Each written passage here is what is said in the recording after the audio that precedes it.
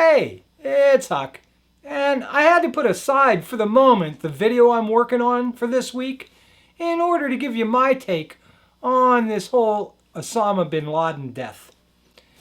It seems that a few of my friends out there in YouTube land are a bit confused. Not most of you, just a few. So I thought maybe I would add my 2 cents worth. Now I took some time this morning to watch some of the videos that have been posted about bin Laden's death on YouTube. And I've taken the time to read some of the comments people have been making. And I gotta say, I was almost stunned. Well, not really stunned. Almost nothing shocks me anymore. But really disappointed to read some of the comments that I saw. Now, anyone who follows politics or current events as closely as I do probably isn't too surprised to find that there's a small minority of folks who channel every world event through their prism of it's all some major conspiracy or a cover-up or, some plot to win an election. Others are saying that bin Laden's death can only lead to more killing and sorrow and retaliation. Still others are complaining that America has been on this 10-year-long rampage of just killing as many folks as possible in the name of bin Laden. I guess as a way of flexing our military muscle. Now, for the vast majority of you, please forgive me while I address these misguided fools. 50 years ago, something like what had occurred 10 years ago on September 1st, 2001, would have spurred a response I feel pretty certain most of us can't even imagine. When madmen are out to change the world, they're not thinking rationally. They're not interested in making the world better or safer, and they don't generally play by any rules the rest of us obey. When Adolf Hitler attempted to take over the world, he set out systematically through fear and violence to destroy all that civilized society had come to pretty much take for granted. He slaughtered millions without any regard whatsoever to the immense human suffering he would cause. And, like bin Laden, without any regard whatsoever to what God is or what God represents to those here on earth. To ultimately defeat that monster, Adolf Hitler, a great many innocent lives were lost. The bombs that were dropped on Dresden, Germany, the artillery and tank shelling of cities throughout northern Africa, in Sicily, throughout all of Europe, had nothing near the precision or precaution that America's allies show today in the war on terror.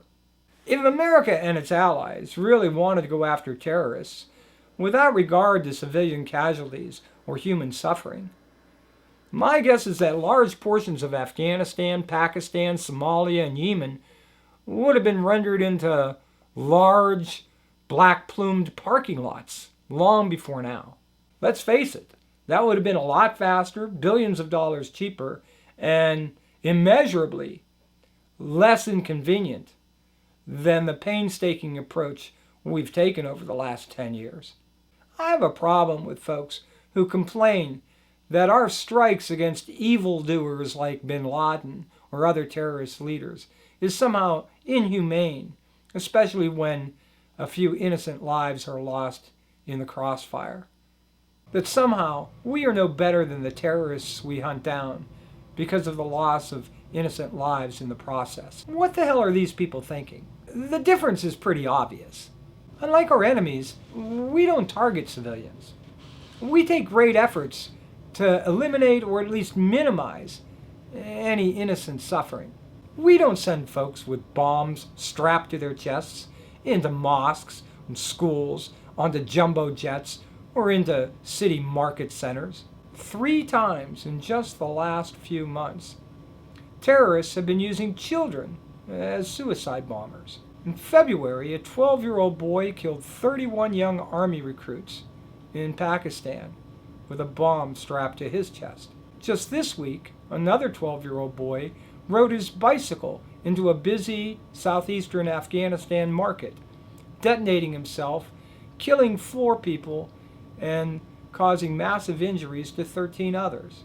It amazes me that while our enemies target innocent men, women, and children as part of their strategy, and even use women and children to help carry out their evil missions, Americans and their allies come into criticism because of our struggle to deal with terrorists who often surround themselves by hiding themselves or their weapons inside schools, mosques, and residential neighborhoods.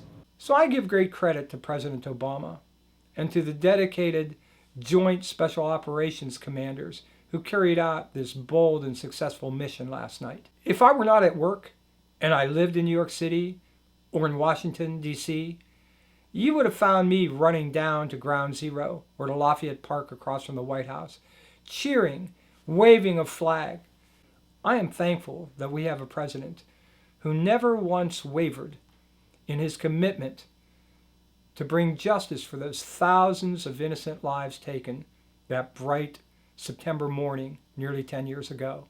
The raid he ordered was a tremendous risk, one that was undertaken without even definitive proof that their target was even inside that compound. But bin Laden was inside. And so, this will go down in history as one of the great secret military operations of all time. When the end came for this evil, cowardly man, his adult son, and 2 of his minions, it should surprise no one that they took with them a woman used as their human shield. And it should also surprise no one that when the end came, bin Laden wasn't found in some deep, dark, secluded cave, but rather in a mansion, living the good life, nestled in an affluent residential neighborhood where just his presence put hundreds, if not thousands, of other innocent lives at risk. But we chose not to bomb him from 20,000 feet, taking out along with him dozens, if not hundreds, in collateral damage. And we didn't take him out by hijacking an airliner full of innocent men, women, and children to kamikaze his compound. Though it took nearly 10 years, when we did it the right way. I'm so proud to be an American today. Anyway, I'm Huck. Thanks for watching. I'll see you later this week.